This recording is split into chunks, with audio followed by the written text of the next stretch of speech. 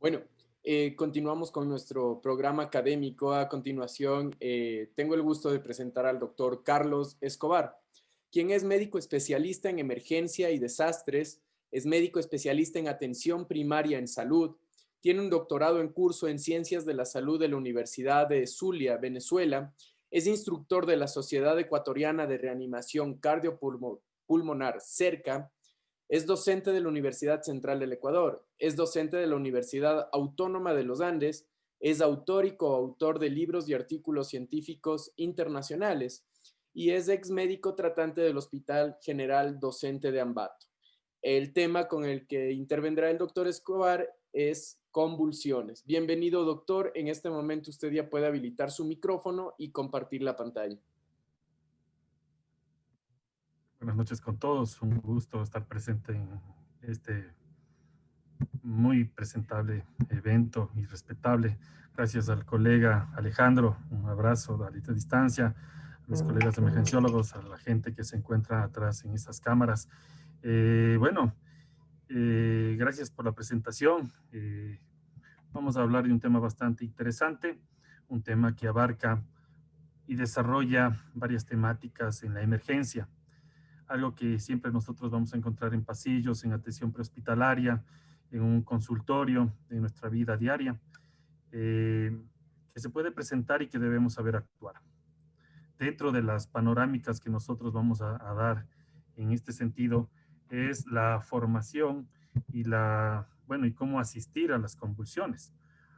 Una de las cosas que nosotros tenemos que tener en cuenta es que las convulsiones, lastimosamente, cuando son bien manejadas, presentamos un alto grado de compromiso neurológico que puede llevar a secuelas que podríamos considerar una carga tanto para la persona, la familia y la sociedad, todas las secuelas neurológicas que se pueden dar. Entonces es muy importante el tema, dado las circunstancias que se viven al no conocer de esta patología. Pues bien, ¿qué vamos a hablar nosotros de las convulsiones? En este sentido, vamos a tratar de llevar a cabo un poco del análisis sencillo de los conceptos básicos de convulsiones en los que nosotros vamos a enfrentar eh, cosas muy sencillas, muy escuetas, que nos van a ayudar a diseñar un concepto básico de convulsiones, que es la causa de una actividad eléctrica normal por parte de una parte del cerebro. Estas convulsiones pueden ser focales y pueden ser y que pueden acarrear la pérdida del conocimiento, o también pueden haber convulsiones sin pérdida del conocimiento, que es también muy importante. Esto lo vamos a ir desarrollando en la investigación, en estas pequeñas diapositivas que hemos dado, que son bastante sencillas y que van a llegar tanto para el estudiante, para poder nosotros poder diseminar el concepto básico para los profesionales nosotros estamos siempre al frente de una emergencia. Una de las cosas que nosotros tenemos que tener en cuenta es el término epiléptico, ¿sí? No se refiere a un individuo con convulsiones recurrentes reversibles, ¿no? Nosotros vamos a tener siempre pacientes de diferente tipo en nuestras emergencias o situaciones que corran el riesgo, la vida. Una de las circunstancias que nosotros tenemos que tener en cuenta es que no sabemos a qué nos vamos a enfrentar cuando nosotros hemos decidido entrar en materia de medicina, en materia de salud, en la asistencia prioritaria al paciente. Una de las situaciones que nosotros debemos tener en cuenta es que no sabemos a los que nos vamos a enfrentar y debemos empezar a hacer diagnósticos diferenciales sobre las convulsiones. Algo que nosotros tenemos que ver en nuestros términos de realidad nacional en Ecuador es que el consumo de alcohol, lo he puesto como una de las principales causas, pueden provocar convulsiones. Las intoxicaciones, dado por sustancias desconocidas o por drogas conocidas como cocaína, marihuana, podrían provocar una convulsión y que también debe estar dentro de nuestro panel de diagnósticos diferenciales. La hipoglicemia, ¿cómo no hablar de la hipoglicemia? De hecho, nosotros hemos tenido la oportunidad de manejar varias temáticas de manejo de estudiantes, de prácticas en simulación clínica, y siempre hemos dicho que en la realidad del Ecuador debemos considerar la hipoglicemia como uno de los factores más importantes para la convulsión, dado que nosotros tenemos en nuestra tercera edad, en nuestros niños, graves deficiencias nutricionales que son acarreadas por la necesidad socioeconómica que se mantiene en nuestro país y las alteraciones metabólicas. Nosotros poseemos un alto índice de diabetes, tenemos altos índices de hipotiroidismo y alteraciones metabólicas aledañas. Entonces vamos viendo que las convulsiones pueden darse de diferentes etiologías. Vamos a ver una diapositiva más. Dentro de las clases de convulsiones, nosotros vamos a encontrar que vamos a tener un concepto básico, las convulsiones generalizadas y las convulsiones parciales. ¿Qué podemos decir de las convulsiones generalizadas? Algo importante que nosotros vamos a tener aquí, esto, la pérdida de la conciencia. ¿Qué es lo que vamos a enfrentar nosotros al tener a un paciente enfrente con convulsiones? Lo básico, ¿sí? Empezamos desde atención prehospitalaria, desde la comunidad, primero con la identificación. Vamos avanzando con la cadena de supervivencia.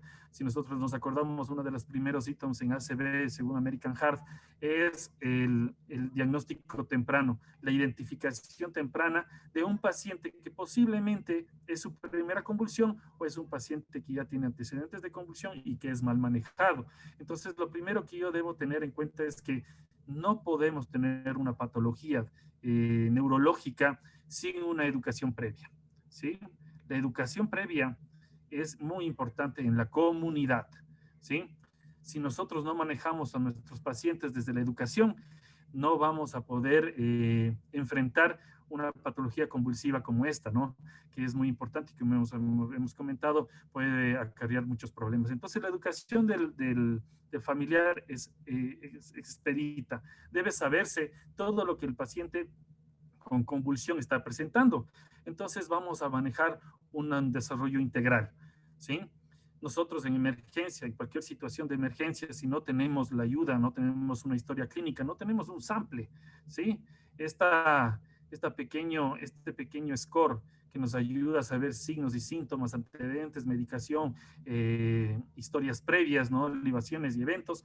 Esto nos puede ayudar a dar una idea en conjunto de lo que nosotros estamos enfrentando y qué tipo y qué diagnóstico vamos a dar. Pues bien, cuando nosotros presentamos convulsiones generalizadas, vamos a hablar de algunos temas. Vamos a hablar de lo que es en sí una de las convulsiones más conocidas, que es la tónico-clónica o gran mal, que vamos a hablar de esto, la crisis de ausencia y, bueno, otras determinadas dentro de la normalidad de una enfermedad como la que hemos visto, ¿no? Una intoxicación alcohólica, una intoxicación por drogas, caídas, etcétera, ¿no? Y cómo se están conociendo, ¿no? Lo que es el gran mal, el pequeño mal y las convulsiones mioclónicas, tónicas y clónicas. Otra de las cosas importantes que ustedes deben conocer es que también tenemos convulsiones parciales, que también son tema de conversación y que enfrentan a la sala de emergencias, a las salas generales, a los médicos que nos encontramos al frente de una consulta, en que podrían ser focales. Podemos encontrar, nosotros hemos tenido la experiencia de pacientes, de múltiples pacientes que presentan convulsiones parciales simples, que solo es un movimiento involuntario de un brazo, pero podríamos estar ante una convulsión y esto debemos tener en cuenta. Entonces se dividen en parciales simples, parciales complejas, crisis parciales y otras que van dentro de un cuadro de clasificación de los libros de neurología que nos habla de no clasificadas, ¿sí? Entonces vamos a seguir hablando un poco más del tema. ¿Qué es lo que vamos a encontrar acá?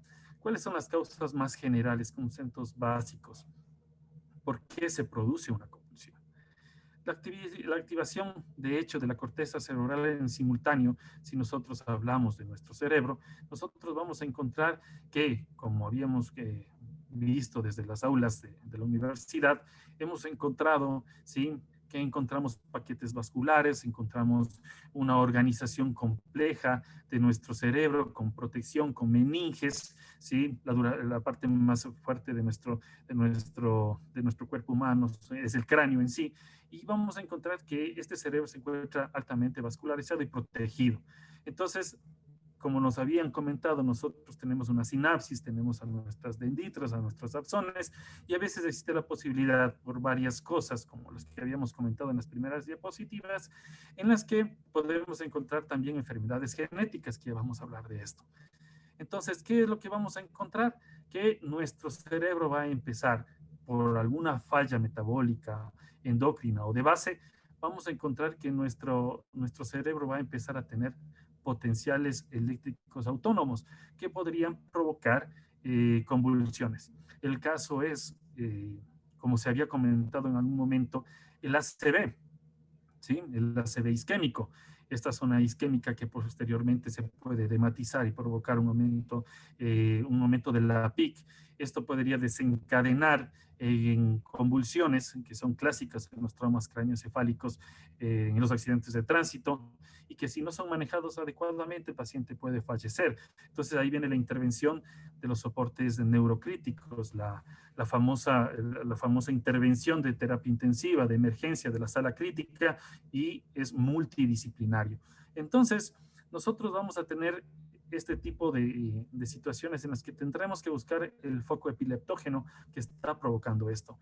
Entonces, las circunstancias precipitantes deben estar enmarcadas en nuestro diagnóstico, empezar a recordar la fisiología del sistema nervioso central, del cerebro en sí, para empezar a tener nosotros una práctica y podamos definir claramente qué es lo que está pasando con nuestro paciente. Dentro de las situaciones que podríamos estar enfrentando es que puede haber pérdida de la conciencia. Nosotros creo que muchos de nosotros hemos pasado al frente de un paciente con convulsiones. A veces existe una pérdida de la memoria anterógrada, ¿sí? Y posiblemente el paciente no recuerde mucho de lo que hizo. Esto se debe especialmente a que nosotros vamos a encontrar una tormenta, ¿sí? Eléctrica, ocasionado por varios factores, ¿no? El más común, como les había comentado, este tipo de intoxicaciones, la parte de alteraciones metabólicas, sobre todo la hipoglicemia en abuelitos, que podrían causar este tipo de problemas, ¿no? Vamos a ir hablando un poco más de las causas que van a estar involucrando a las convulsiones. Entonces, hablando de convulsiones generalizadas, nosotros vamos a tener a las convulsiones tónico-clónicas, el gran mal, ¿sí? Este por lo general es la más catastrófica, posiblemente porque es un escenario bastante complejo en el que encontramos nosotros a nuestro propio paciente completamente botado en el suelo, en una casa. Familiares están asustados, no saben lo que está pasando. Nos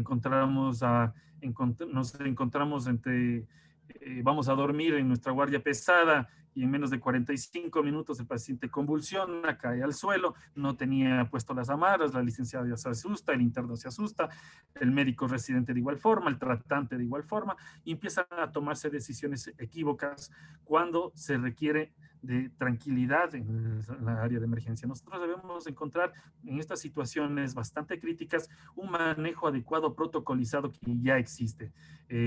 Todos hemos pasado por las aulas, hemos tenido grandes mentores y podemos organizarnos de mejor forma al tratar convulsiones, ¿sí? Nosotros tenemos un esquema básico que es el 1, 2, 3 y 4, ¿no? El de la asistencia, el de la valoración de la escena, en el que encontramos situaciones específicas que podrían estar provocando la convulsión, ¿sí? Podemos encontrar en una escena a un paciente al lado de una botella de 4 jeringuillas y podremos ya tener un diagnóstico, pero obviamente al evaluar la escena nosotros tenemos que ver si hay peligro o no para podernos acercar. Entonces nosotros tenemos que evaluar la escena, ver si ese paciente está consciente, responde, habla, respira, y si no, tendríamos que enfrentar ya la posibilidad de una reanimación cardiopulmonar. Obviamente siempre la activación de nuestra ayuda, ¿no? De nuestro código, ¿no? Activar el código azul o activar el sistema de emergencia, que son cosas súper necesarias en la realidad de nuestras instituciones de salud y la comunidad. tenemos que tener en cuenta que un paciente que convulsiona no puede ser manejado solo por una persona. Debe haber un equipo y por eso siempre se está promoviendo la necesidad de que se formen equipos de alto desempeño, ¿sí? Muy pronto va a salir un libro internacional y se está hablando también de esto, ¿no? De equipos de alto desempeño que sepan manejar escenarios, ¿sí? No puede ser posible que una persona que está llegando a su turno no sepa con quién trabaja o qué destrezas tiene. Entonces, se necesita de equipos de alto desempeño, ¿sí? Los equipos de alto desempeño son muy necesarios para tratar de evitar lo que habíamos comentado en lo que es convulsiones, ¿sí? Esta secuela, este daño neuronal que podría afectar de por sí toda la vida de un paciente, la familia y la sociedad, ¿sí? Entonces vamos a formar un poco la idea del ABCD, ¿sí? Si no nos acordamos, algunos de nosotros hemos pasado hace mucho tiempo esto, posiblemente no recordemos esta forma de valoración, pero es muy importante cuando encontramos a un paciente con convulsiones. ¿Qué es la A? La vía aérea. La B, la ventilación, la C, la circulación, la D, de déficit neurológico, diagnósticos diferenciales, y vamos a ver la exposición que ya vamos a ir hablando, ¿no? A veces existe la posibilidad de esto, ¿no?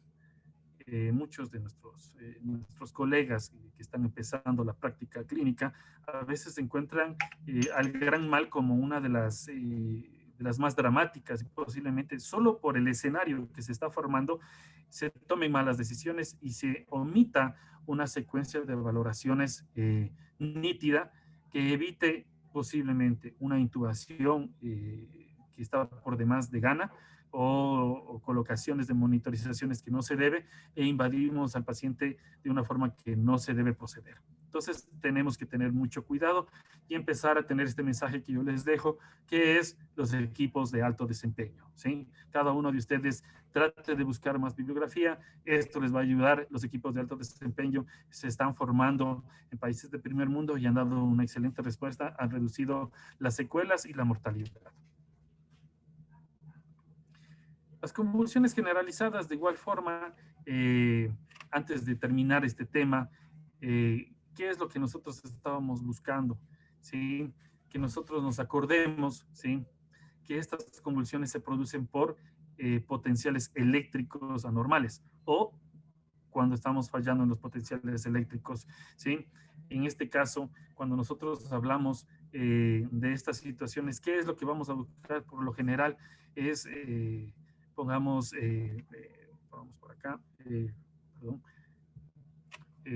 lesiones de masa, que ya vamos a hablar, lesiones de masa posiblemente, vamos a tener efectos, aumentos de la PIC por hemorragias, por diferentes circunstancias, electrolitos, ¿sí? Vamos a tener aquí de igual forma la glucosa, ¿sí? Que es un factor determinante, metabólicos, vamos a tener hipertensión, crisis hipertensiva, trastornos hipertensivos, ¿sí? Que van a estar aquí formando parte de nuestros diagnósticos, ¿sí? Esto es importante porque existen muchas de las evidencias que nosotros manejamos a nivel de situaciones de convulsión y de emergencia, es encontrar la razón. No va a ser la primera persona que ustedes puedan ver con convulsiones, sino necesitamos nosotros manejar un nivel de evidencia alto con investigación y vamos a encontrar que casi todas las causas ya se encuentran estudiadas. Solo necesitamos nosotros mantener dentro de nuestro panel, como había comentado, todas las causas que podrían estar pasando y empezar a manejarlos de una forma adecuada. ¿Qué vamos a encontrar en las convulsiones generalizadas, no? Como se había comentado, vamos a encontrar una pérdida abrupta de la conciencia o un deterioro neurológico bastante importante.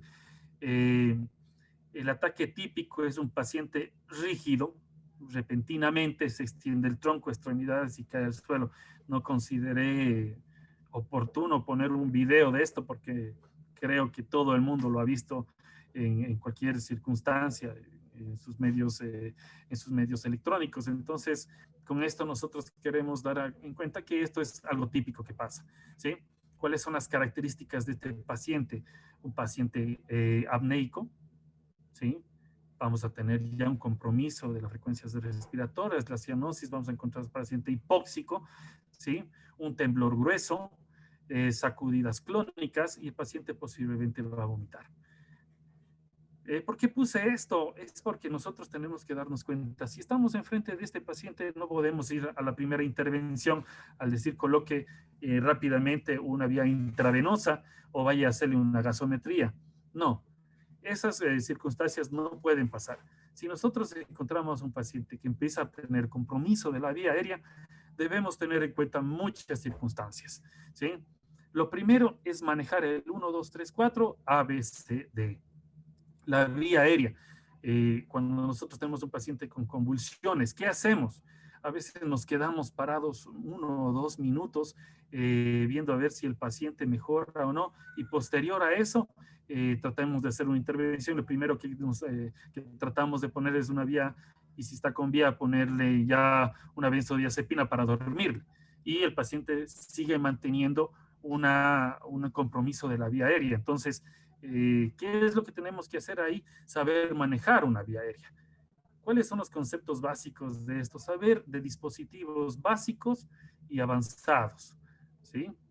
Los dispositivos básicos y avanzados. Nosotros tenemos que conocer de maniobras básicas, ¿sí? Las maniobras básicas, ¿cuáles van a ser? Levantamiento del mentón, ¿sí? Vamos a tratar de elevar un poco la cabeza, vamos a tratar de aspirar, ¿sí? A veces muchos de nosotros vemos a un paciente apneico y cianótico y no valoramos todo el contexto del paciente y lo primero que queremos es tráigame en el tubo que ahorita le intubo. Y a veces no tenemos las competencias para una intubación. Entonces, ¿qué es lo que va a pasar ahí? Una demora en la intubación, posiblemente por no quedar mal, digo, sí está intubado, pero se movió, se fue al esófago, demoro la intubación y el paciente se queda. Debemos tener en cuenta que las secuencias de manejo de vía aérea deben ser por gradas, por escalones, ¿sí? Debemos empezar con aspiración, después con dispositivos básicos y, en último de los casos, un dispositivo de vía aérea avanzada. Porque a veces, como les había comentado, lo dramático hace que se tomen malas decisiones. Entonces tenemos que tener mucho cuidado, ¿sí?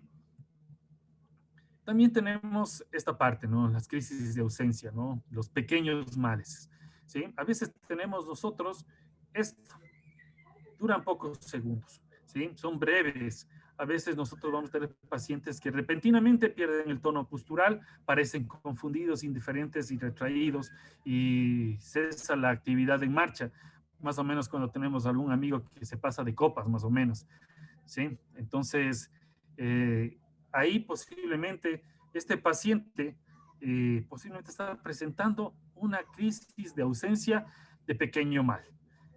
¿Qué es lo que tenemos que tener en cuenta en esto? Que a veces en estas situaciones de emergencia es difícil el diagnóstico, porque voy a suponer, tenemos a nuestro abuelito, el abuelito en el que la familia no le va a ver sino cada 7 días, refieren que le dejan la comida para 7 días y le encuentran a los 7 días al paciente que responde mal y presenta leves temblores. Cuando llega donde nosotros, ya le dieron su gelatinita, su agüita con azúcar, le pasaron las hierbas, le pasaron el huevo y el paciente llega a su consulta externa sin ningún síntoma. No tenemos que dejar libre a ese abuelito, tenemos que descartar todas las posibilidades que puedan haber, desde un accidente cerebrovascular de tipo isquémico y también, obviamente, una convulsión o una crisis de ausencia tipo pequeño mal, ¿sí? Entonces tenemos que hacer un diagnóstico, démosle tiempo al abuelito para que nos hable y poder hacer una historia clínica y realizar los exámenes que se requieran. Dentro de las causas comunes de convulsiones secundarias encontramos toda esta lista. Obviamente, ¿no? Creo que todos nosotros hemos tenido la experiencia de vivir el trauma craneoencefálico, ¿no? En nuestra mente como una de las causas primarias de trauma, ¿no? El trauma se convierte entre las 10 primeras causas de muerte. Creo que en este año vamos a llegar a la sexta o a la quinta posición, en la que nosotros encontramos a pacientes que se caen de un techo, se caen de más de 6 metros, y esto lo que decide, ¿sí? es que empecemos ya manejo inmediato de paciente. Ojo con esto, ¿no? No quiere decir que se necesite una cinemática alta para que sospechemos de una convulsión de origen traumático para pensar en esto. Yo creo que cada uno de ustedes en la experiencia que está poseyendo ha visto eh, pacientes que posiblemente se tropiezan y se caen y ligeramente golpean una puerta y tenemos el subdural traumático. Entonces, en esta situación, nosotros tenemos que tener mucha paciencia, saber diferenciar, conocer a nuestro paciente y ser humanos para esto. ¿Sí? Debemos, aunque tengamos sobresaturación, mantener la humanidad. Si este abuelito refiere que tuvo convulsiones, pero no le vemos, por favor, realicemos los exámenes necesarios para que descartemos el origen traumático. Anomalías estructurales del sistema nervioso central, tenemos varios, tenemos orígenes como estos, ¿no? Las malformaciones arteriovenosas, las neoplasias, las enfermedades degenerativas, Parkinson, Alzheimer, anomalías cerebrales congénitas, bueno, hay varias de estas, alteraciones metabólicas, le pongo siempre a la hipoglicemia como una de las principales, los estados hiperosmolares, ¿no? Estos pacientes diabéticos descompensados, deshidratados, etcétera, sépticos, que van teniendo problemas de convulsiones secundarias, ¿no? Toxinas, fármacos y encefalopatías hipertensivas, que se da por lo general más, creo que hemos tenido más representación en la parte de manejo de mujer embarazada, que presenta este tipo de trastornos tipo HELP, que son bastante críticos, ¿no?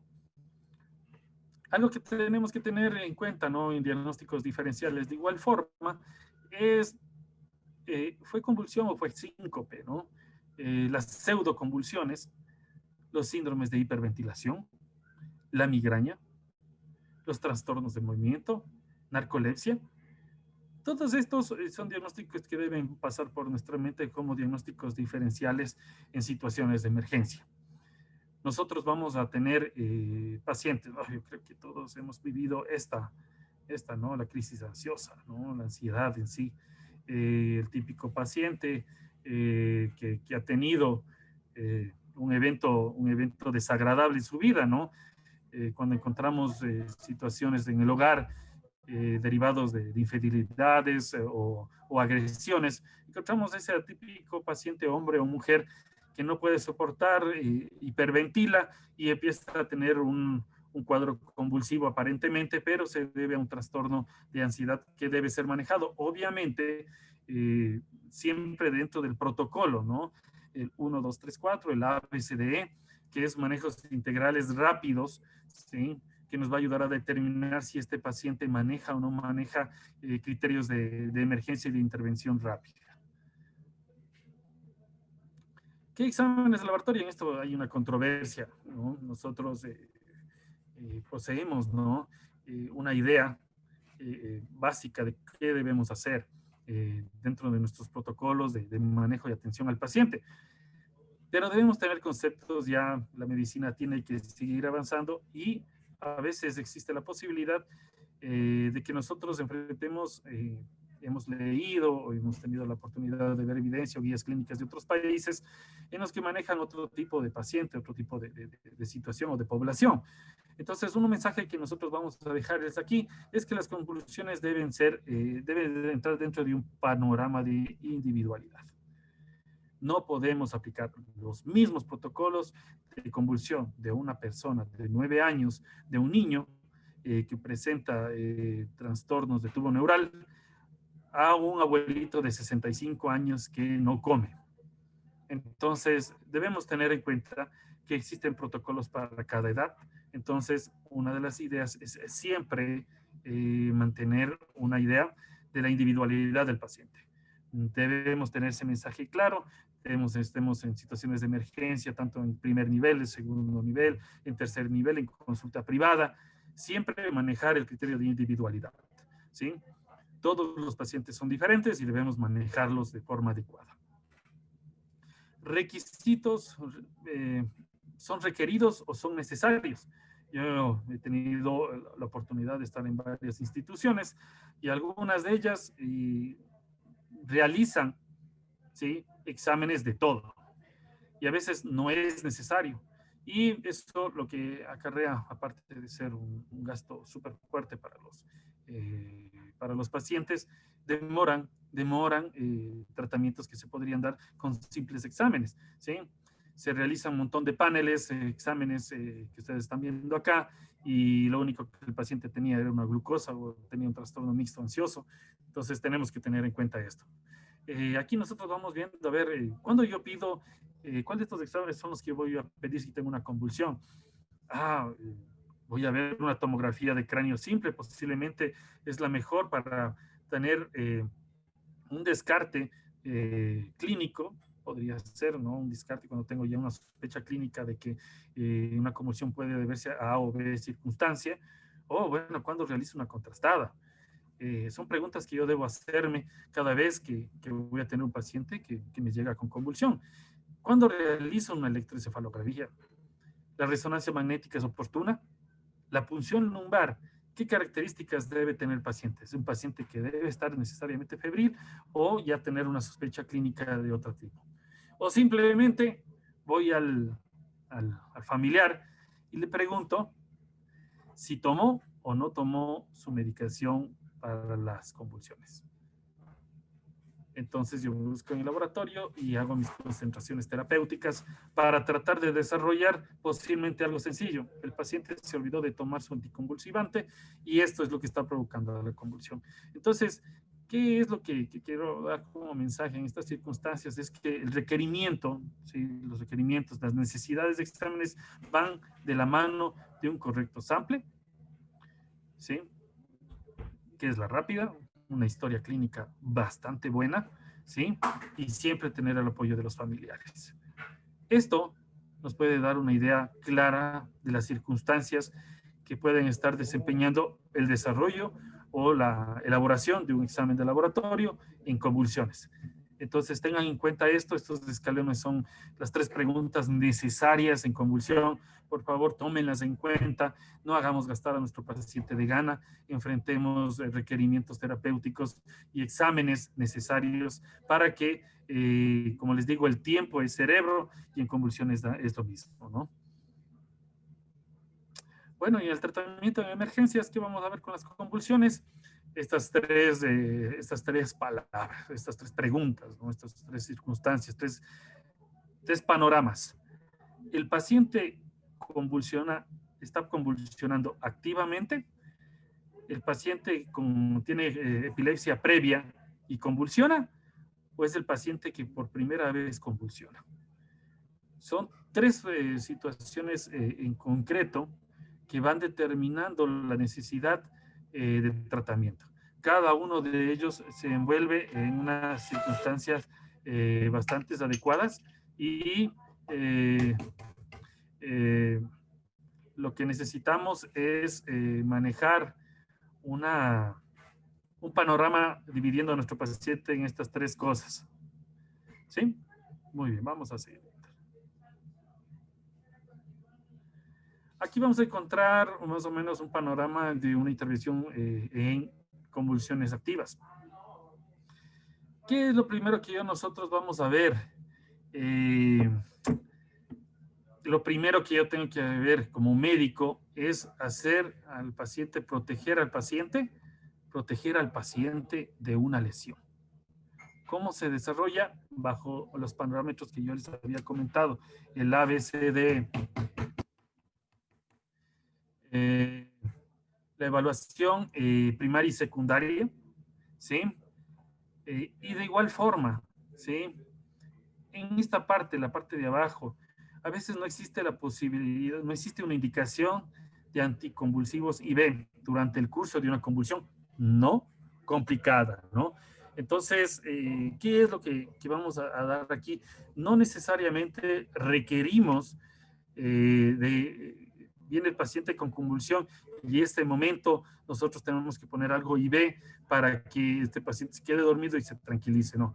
Si no es complicada, no está indicado en ningún momento el tratamiento con anticonvulsivantes IV. Lo que sí quiero que se quede bien claro es este mensaje, el que estamos viendo por acá, es el de la sedación innecesaria, ¿no? Es importante que tomemos en cuenta esto para el desarrollo de nuestras de nuestro manejo de un paciente con convulsión activa. Porque si nosotros no decidimos de una forma adecuada el manejo del paciente, nosotros vamos a sedar de mal forma a nuestro paciente y posiblemente vamos a demorar nuestro diagnóstico. ¿Sí? Muy bien. Vamos a ver. Acá, cuando nosotros tenemos pacientes con antecedentes de convulsiones, ¿qué es lo que vamos a hacer acá? Claro y sencillo, ¿no? Lo primero que les voy a dejar como mensaje es este. Identifique y corrija las precipitantes potenciales particulares del caso que puedan bajar el umbral convulsivo. Eso les pongo a un paciente que me venga un diabético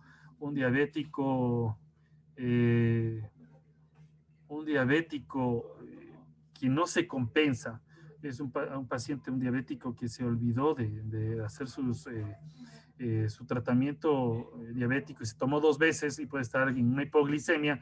¿Qué es lo que vamos a tener ahí? Obviamente un paciente hipoglicémico, entonces yo tengo que realizar una administración de una solución glucosilada para que este paciente mejore inmediatamente. Entonces es importante que nosotros identifiquemos y corrijamos con todo lo que habíamos comentado anteriormente en las diapositivas. Los anticonvulsivantes que nosotros conocemos, muchos de estos ustedes los han visto en nuestra vida diaria, en lo que es el panorama tanto de las evaluaciones primarias y secundarias, primero, segundo y tercer nivel. Obviamente tenemos siempre que recordar este tipo de cuadros para saber cuál es el nivel terapéutico. A veces nosotros solo necesitamos administrar el anticonvulsivante que se está manejando y llegar al nivel terapéutico. Pero como ustedes ven aquí, a veces existe la posibilidad de que no se pueda llegar al nivel terapéutico en un corto tiempo, sino que requiere hospitalización para que este paciente hospitalizado o derivado a la sala de emergencia pueda tener su orientación clínica, su tratamiento clínico en piso.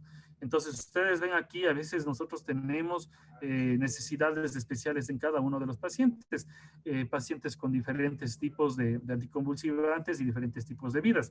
Entonces, debemos manejarnos de una forma muy adecuada en este sentido. Este cuadro me pareció bastante interesante. No vamos a diferir mucho en esta parte farmacológica, pero por favor, siempre debemos recordar niveles terapéuticos y llegar, cuando se llega a un nivel de estado estacionario y cuál es la vida media plasmática de este anticonvulsivante. ¿Cuál es el mensaje que yo les voy a dejar también? Es ¿no? Si se sabe o se sospecha del incumplimiento terapéutico del paciente, se debe tener el nivel sérico de los anticonvulsivantes antes de administrar dosis suplementarias. Esta parte del ácido valproico, ¿sí? El tema de la fenitoína, la carbamazepina, todos estos deberían estar al alcance en niveles terapéuticos. A veces la limitación del primer nivel es no tener un laboratorio adecuado. Entonces, ¿qué es lo que yo tengo que hacer? Si ya sabemos que hay un nivel terapéutico inadecuado, yo ya sé que este paciente no va a lograr un nivel terapéutico a la salida de la emergencia, yo tengo que hospitalizarlo. Tenemos que asegurar a este paciente, porque él no me va a regresar en 3 o 4 horas de nuevo, porque no hemos logrado hacer las intervenciones necesarias, ¿sí?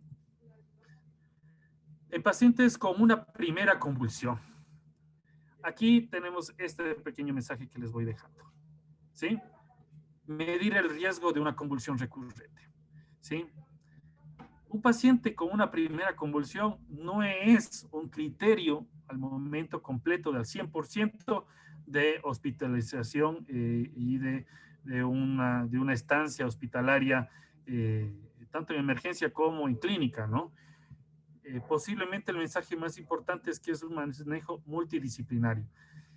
El paciente con una primera convulsión que tiene una exploración neurológica normal, sin comorbilidades médicas agudas y crónicas, exámenes normales y estado mental normal, puede ser dado de alta del servicio de emergencia.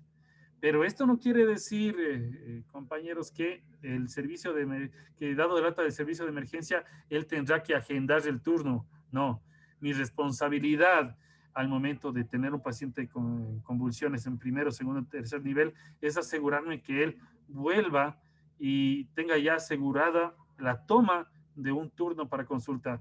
Obviamente este paciente debe ser estudiado, pero no requiere de una hospitalización y eso hace que la saturación del servicio sea menor.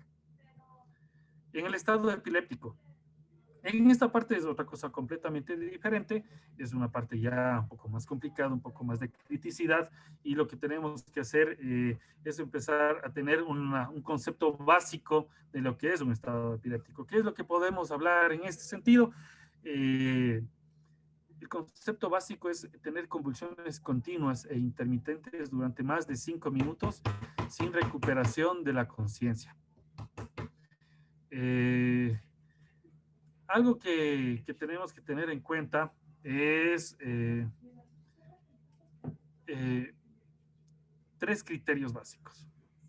El primero, menos probable que las convulsiones terminen espontáneamente, o sea, más de 5 minutos, es ya bastante improbable que las convulsiones terminen espontáneamente.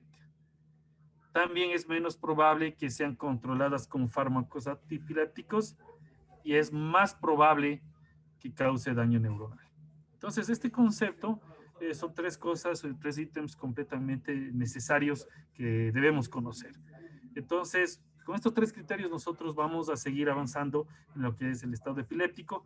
Vamos a tener estas ideas ya fijas en la mente de qué es lo que pasa, por qué no debemos manejar rápidamente a este paciente pasado los 5 minutos y cuáles son las consecuencias que podrían tenerse. La meta de este tratamiento en estados epilépticos es los 30 minutos, ¿no? Debe ser lo más pronto posible, obviamente, ¿no? Para que no tengamos el daño neuronal que habíamos comentado. Entonces, siempre en primero, en segundo y en tercer nivel, nosotros tenemos que empezar a armar nuestros equipos de alto desempeño, tener la medicación necesaria, ¿sí? En nuestro coche de paro, tener nuestro protocolo para manejo de convulsiones. Son mensajes claros que van manejando a la nueva salud, a los nuevos protocolos médicos que van a reducir la posibilidad de una muerte. En esto sí, en el estatus epiléptico, creo que esto no hay muchas vueltas que darle. En el estatus epiléptico tenemos que hacer el siguiente tratamiento, que es el A, B, C y D. ¿Qué es lo que vamos a conocer acá? Nosotros tenemos a nuestra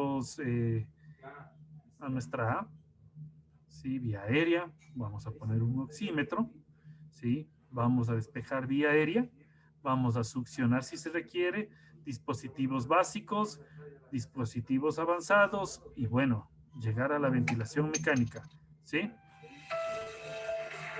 Entonces, vamos a tener a la capnografía, ¿sí? A nuestra ventilación. Vamos a ver cómo le está yendo a este paciente. Debemos tener en cuenta que los niveles de hipoxemia podrían ser críticos. Este paciente podría fallecer.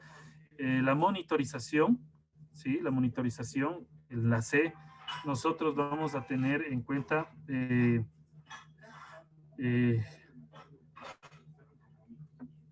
vamos a ver situaciones.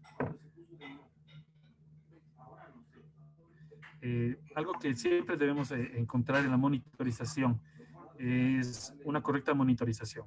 Si no tengo un monitor, al menos voy a tomar la presión, le voy a oxigenar, vamos a empezar a tener unos accesos intravenosos. Y ojo, aquí no estamos hablando ya de soluciones en sí, sino estamos hablando de accesos intravenosos que nos aseguren una correcta reanimación del paciente, ¿sí? Vamos a tener la medicación necesaria, vamos a, por lo menos en el momento, no vamos a manejar soluciones glicosiladas, porque muchas de las soluciones glicosiladas, muchos de los anticonvulsivantes no pueden llevarse muy bien con las soluciones glicosiladas y pueden evitar su efecto. El manejo de la vía aérea avanzada tenemos que individualizarlo, tenemos que saber qué tipo de paciente sí requiere intubación, qué paciente no requiere intubación. Relajantes, tenemos que tener en cuenta en la parte de los relajantes musculares de corta duración, cuando necesitamos intubar a nuestro paciente, obviamente de corta duración para poder nosotros hacer nuestra valoración clínica del paciente, pedir la ayuda a nuestro servicio de neurología para que ellos también realicen un trabajo eficaz dado la especialidad que ellos tienen, y los exámenes de rutina, ¿no? Una glucosa, unos electrolitos, una gasometría, son básicos en un estatus epiléptico, ya que puede correr riesgo la vida. Y con esto voy terminando. Es un tratamiento básico de estatus epiléptico que me parece bastante simple, que podemos tomar en cuenta en cualquier servicio, sea el nivel que sea, hasta en consulta.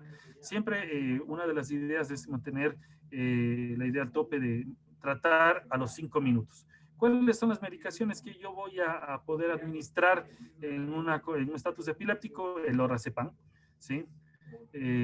Siempre va a ser una de las primeras drogas de elección.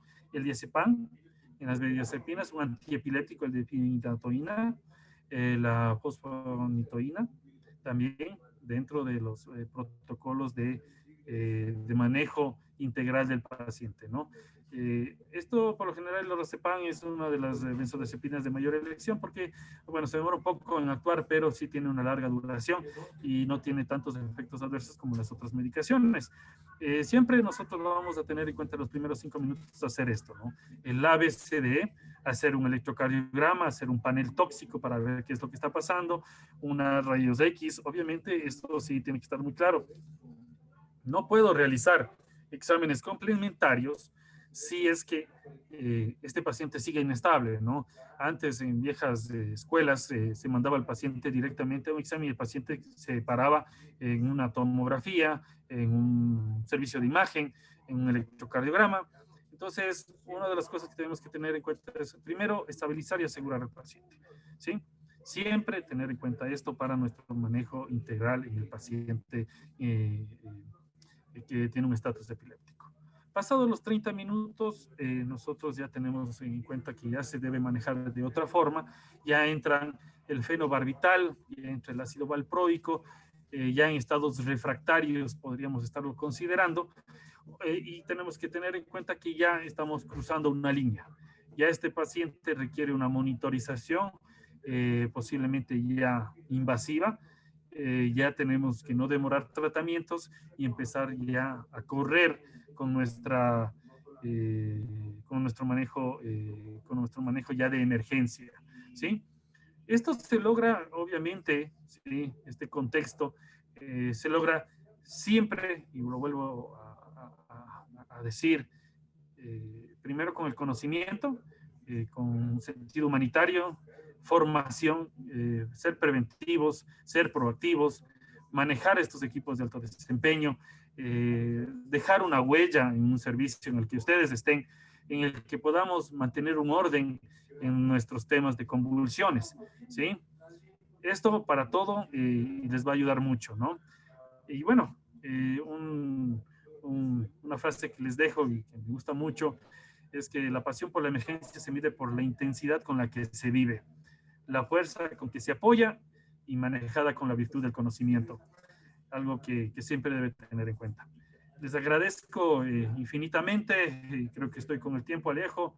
Gracias por aguantarme esta hora. Muchas gracias. Gracias, doctor Escobar.